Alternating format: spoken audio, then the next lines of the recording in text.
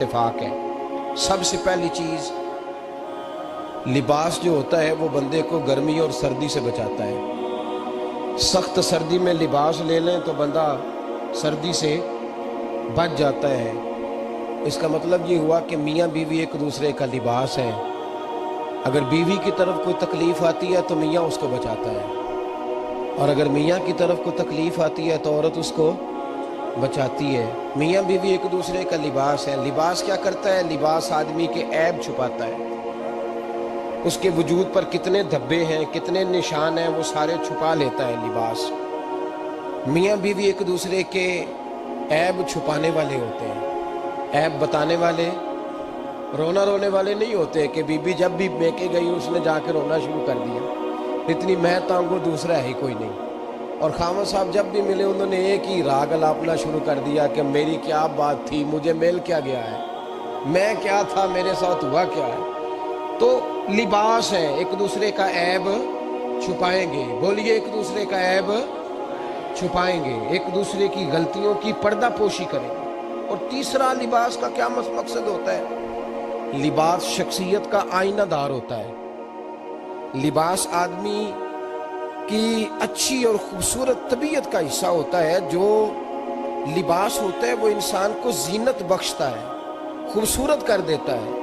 داڑھی والا آدمی ننگے سے پھرے تو خوبصورت نہیں لگتا، ٹوپی پہن لے تو بڑا پیارا لگتا ہے، ٹوپی پہنے تو بڑا، اور اگر امامہ باندھ لے تو نور نالا نور ہونا شروع ہو جاتا ہے۔ اللہ کرے آپ خوش ہو جائیں، آمین تو کہہ دیں۔ اور اللہ کرے فجر کی نماز آپ امامہ باندھ کے پڑھ لیں، آمین تو کہیں۔ چلو کوئی جنہ دی داڑھی نہیں انہوں نے رکھنی چاہیے، جنہ دی نہیں انہوں نے موضوع نہیں تھا، پر ہماری بھی مجبوری ہے، داڑھی آ ہی جاتی ہے، ہر موضوع میں شامل ہو جاتی، رکھنی چاہیے۔ سب یاد رکھیں، لباس آدمی کو زینت دیتا ہے۔ قرآن مجید کے لفظوں پہ غور کرو، اگر تو شادی کے بعد بیوی کے آنے کی وجہ سے خامد کو سکون نہیں ملا تو اس کا مطلب ہے اس نے گھر کو زینت نہیں دی۔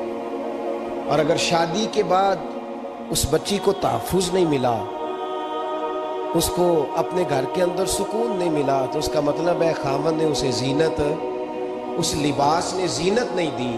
میاں بیوی ایک دوسرے کا لباس ہے۔ اس مقدس رشتے کو اسلام نے باندھا، اور لباس کہہ کے باندھا۔ میرے رسول کریم علیہ السلام نے پہلے تو خارجی لوگوں کو منع کیا ہے۔ میری ذاتی رائے یہ ہے کہ میاں بیوی کی ذاتی لڑائی کوئی بھی نہیں ہوتی۔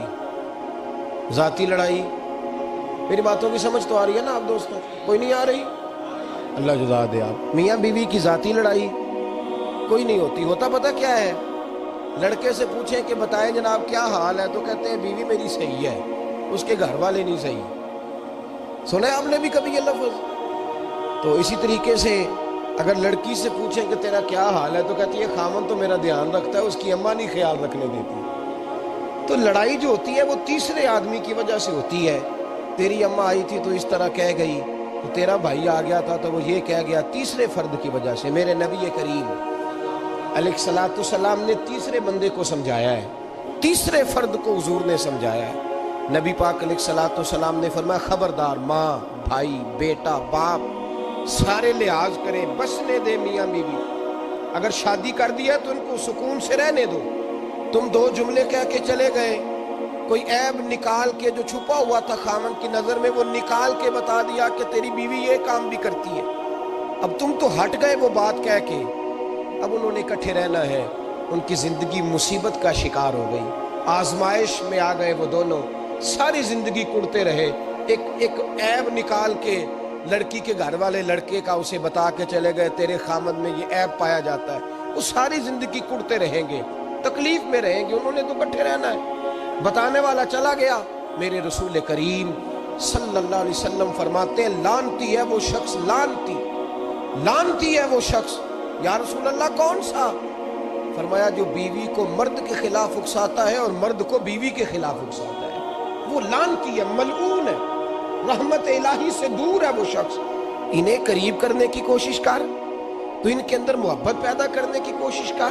میرے نبی کریم علیہ السلام نے جب حضرت سیدہ فاطمہ الزہرا رضی اللہ تعالی عنہا اور جناب سیدنا علی المرتضیٰ رضی اللہ تعالیٰ عنہ کی شادی کی، نبی پاک نے دونوں کے سر جوڑے اور دونوں کے درمیان محبت کی دعا فرمائی، دونوں کے درمیان محبت کی دعا فرمائی۔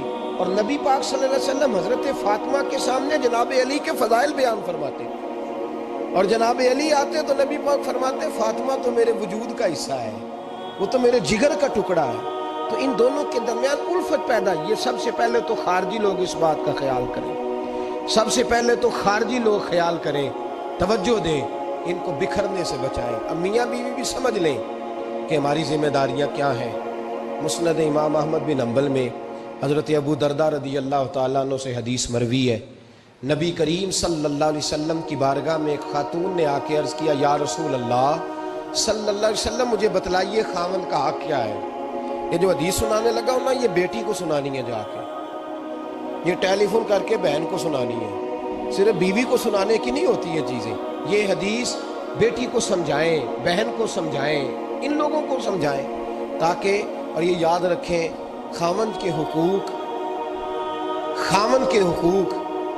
اگر بچی کے گھر والے اسے سکھائیں نا تو اس کی سمجھ میں جلدی آ جائیں گے، اور بیوی کے حقوق اگر خاوند کے گھر والے اس کو سمجھائیں تو اس کی سمجھ میں بات جلدی آئے گی، وہ خیر خواہ سمجھتے ہیں اپنے رشتہ داروں۔ یہ والی حدیثیں ان لوگوں کو سنانی چاہیے جن لوگوں کا بچہ ہے یا بچی ہے، متعلقہ آدمی حقوق بیان کرے۔ جب متبادل چیز کسی کے سامنے آتی ہے تو وہ کئی دفعہ سمجھتے ہیں کہ خلوص اس میں پورا نہیں پایا جاتا۔ حضرت ابو درداء رضی اللہ تعالیٰ عنہ فرماتے ہیں، ایک خاتون حضور کی بارگاہ میں آئی، عرض کرنے لگی، یا رسول اللہ صلی اللہ علیہ وسلم میں نکاح کرنا چاہتی ہوں، شادی کرنا چاہتی ہوں، مجھے بتلائیے خاوند کا حق کیا ہے، اگر تو میں ادا کر سکتی ہوں تو میں نکاح کروں، ورنہ میں اس کام سے بچوں۔ میرے نبی کریم علیہ السلام نے فرمایا، بی بی اگر خاوند کے ناک سے رینٹ نکلے، ریشہ نکلے، پیپ بہے اس کی ناک سے، اور بی بی اپنی زبان سے وہ صاف کر دے تو پھر بھی اس کا حق ادا نہیں ہوتا۔ حضرت ابو درداء کہتے ہیں، آنکھ کھول کے اس عورت نے دیکھا تو میرے نبی پاک نے اگلے جملے ارشاد فرمائے، حضور نے فرمایا تو ان باتوں میں حیرت کر رہی ہے، میں اگر خدا کے علاوہ کسی کو سجدے کا حکم دیتا تو میں عورت کو کہتا اپنے خاوند کو سجدہ کرے، میں اس کو کہتا یہ کام کرے۔ میرے رسول کریم علیہ السلام نے حقوق کا تعین فرمایا، حقوق کا تعین فرمایا، اور نبی کریم صلی اللہ علیہ وسلم نے فرمایا، جو عورت اس حال میں مر گئی، اس حال میں دنیا سے گئی کہ اس کا خاوند اس سے راضی تھا، اس کا شوہر اس سے راضی تھا، اس کا گھر والا اس سے مطمئن تھا، تو میرے نبی پاک فرماتے ہیں جب دنیا سے جائے گی تو رب کریم جنت کا دروازہ کھول کے فوراً ہی جنت میں داخل کروا دے گا، اس کو بغیر روک ٹوک جنت دے دی جائے گی۔ شرط یہ ہے کہ وہ جب دنیا سے جائے تو اس حال میں جائے کہ اس کا خاوند اس سے شکوے نہ کرتی پھرے، شکایتیں نہ کرتی پھرے، شکایتیں نہ کرے۔ ہمارے زمانے میں شکایتیں ہوتی ہیں اور خواتین، عورتیں اس بات کو سمجھتی نہیں کہ اللہ نے جو میرے نصیب میں رکھا تھا اور جو خاوند رب نے میرے لیے پسند کیا تھا وہ اللہ نے مجھے عطا فرما دیا ہے۔ وہ شکوے کرتی ہیں، شکایات کرتی ہیں، اور دوسری عورتوں کو سامنے رکھ کے وہ فلاں کے حصے میں یہ چیز آئی، فلاں کے حصے میں یہ چیز آئی، فلاں کا خاوند یوں کرتا ہے، شکوہ کرتی ہیں۔ میرے رسول پاک علیہ السلام نے فرمایا عورتیں کثرت سے جہنم میں جائیں گی، کثرت سے۔ تو ایک صحابی رو پڑے، ایک حدیث میں لفظ یہ ہے رو پڑے، عرض کرنے لگے یا رسول اللہ وہ ہماری مائیں بھی ہیں، بیٹیاں بھی ہیں، بہنیں بھی، حضور جہنم میں جائیں گی؟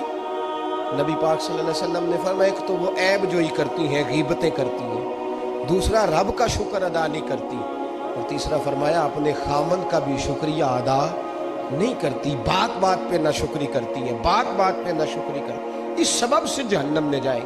عورت کے حقوق کا تعین فرمایا، اور ساتھ ہی میرے رسول پاک علیہ السلام نے مرد کی طرف توجہ فرمائی، اور کیا خوبصورت لفظ ارشاد فرمائے، فرمایا تم میں ہر آدمی اپنے آپ کو اچھا سمجھتا اور اچھا کہتا ہے، ہر آدمی کہتا ہے، لیکن کوئی اگر مجھے آ کے پوچھے گا کہ محبوب آپ کی امت میں اچھا کون ہے، تو حضور فرماتے ہیں میں اسے اچھا سمجھوں گا جو اپنے گھر والوں کے حق میں اچھا ہے، جو اپنی بیوی خیرکم خیرکم لأہلہ، تم میں سے بہترین وہ ہے جو اپنے گھر والوں کے لیے اچھا ہے، اور فرمایا جاؤ میرے گھر جا کے پوچھ لو، وانا خیرکم لأہلی، میں تم سب سے زیادہ بڑھ کر اپنے گھر والوں کے لیے اچھا ہوں۔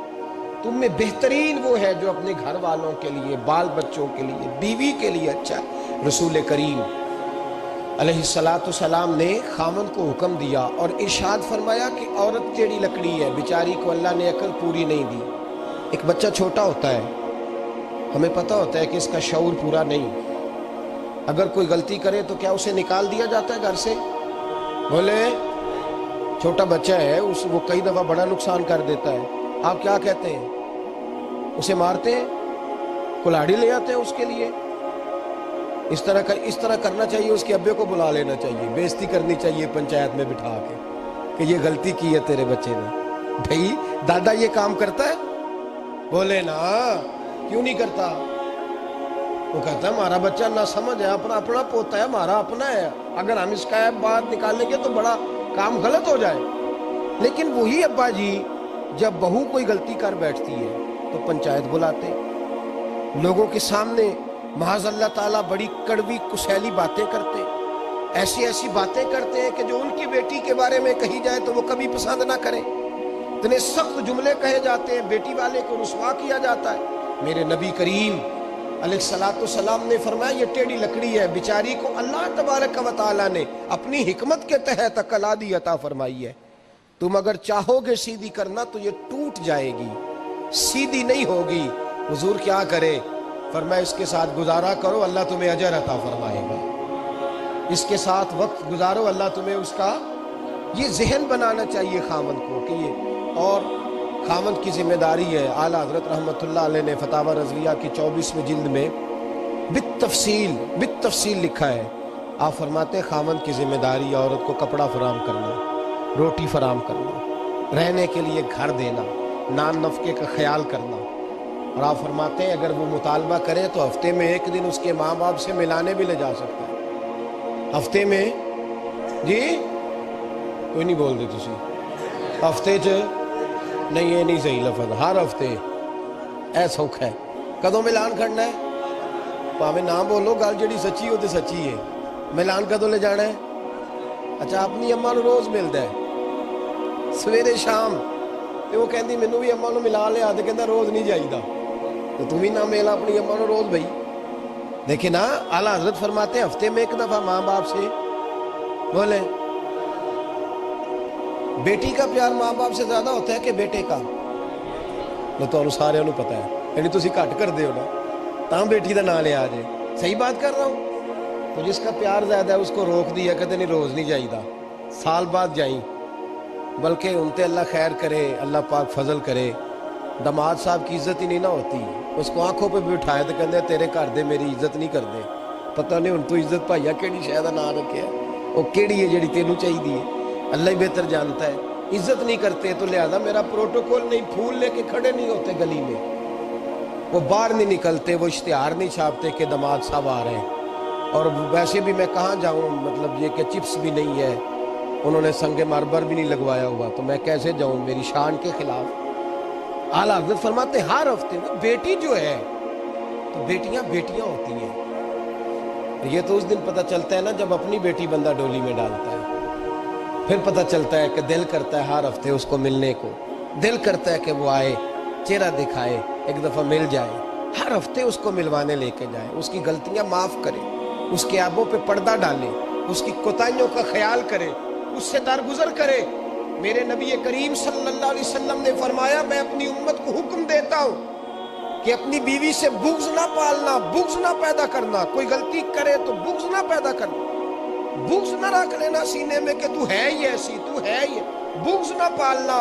اور کیا خوبصورت لفظ ہے حضرت خدیجہ الکبریٰ کے سرتاج کے، اور کیا لفظ ہے جناب سیدہ آمنہ کے لال کے۔